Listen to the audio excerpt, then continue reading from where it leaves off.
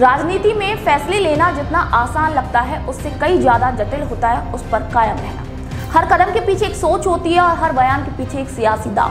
हाल ही में ये स्पष्ट रूप से देखने को मिला जब राजस्थान के प्रमुख नेता किरोड़ी लाल मीणा ने कृषि मंत्री पद से इस्तीफा दिया और करीब 3 महीने बाद कैबिनेट की बैठक में शामिल हुए। मीणा जो हमेशा से राजस्थान की राजनीति में चर्चाओं में बने रहे हैं, उनका ये कदम सियासी हलकों में हलचल पैदा करने वाला रहा।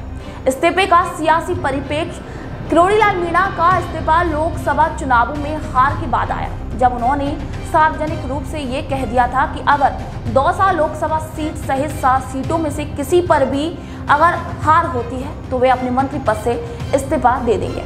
चुनाव परिणामों के बाद जब 5 सीटों पर हार हुई तो किरोड़ी लाल मीणा ने अपने वादे के मुताबिक इस्तीफा दे दिया, लेकिन उनका इस्तीफा सिर्फ एक सियासी चाल की तरीके से ही नजर आने लगा। करीब 3 महीने के सियासी निर्वासन के बाद मीणा ने मुख्यमंत्री भजनलाल शर्मा की अध्यक्षता में हुई कैबिनेट बैठक में भाग लिया।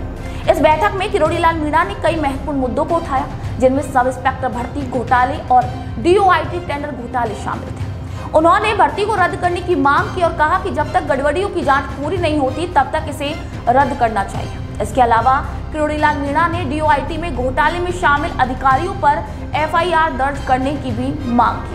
मीणा ने नए जिलों के गठन पर भी जोर दिया और तबादलों पर से प्रतिबंध हटाने की भी मांग की।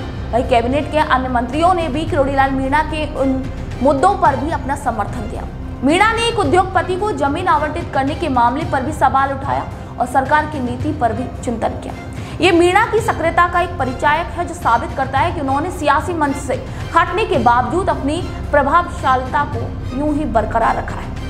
यहाँ दिलचस्प बात ये थी कि मीणा ने बैठक में सरकारी गाड़ी का इस्तेमाल नहीं किया और अपनी निजी गाड़ी से कैबिनेट बैठक में पहुंचे। भाजपा प्रदेश अध्यक्ष मदन राठौड़ ने उन्हें कैबिनेट बैठक में शामिल होने के लिए मनाया ताकि पार्टी की एकजुटता मजबूत हो सके। मीणा का ये कदम दिखाता है कि उन्होंने इस्तीफे के बाद भी अपनी सियासी भूमिका को बरकरार रखा है। किरोड़ी लाल मीणा का कैबिनेट में आना और उनकी सक्रियता राजनीति में एक महत्वपूर्ण संदेश भेजता है। उनका इस्तीफा एक रणनीति हो सकती है जो उन्हें जनता और पार्टी के भीतर एक नैतिक नेता के रूप में प्रस्तुत करने के लिए थी। इस पूरे घटनाक्रम में सबसे बड़ा सवाल ये है कि आखिरकार किसने अपनी जीत दर्ज की, किरोड़ी लाल मीणा जिन्होंने जनता और मंत्रियों का समर्थन हासिल किया, या फिर पार्टी जिसने एक मजबूत नेता को वापस कैबिनेट में लाकर एकजुटता का संदेश दिया।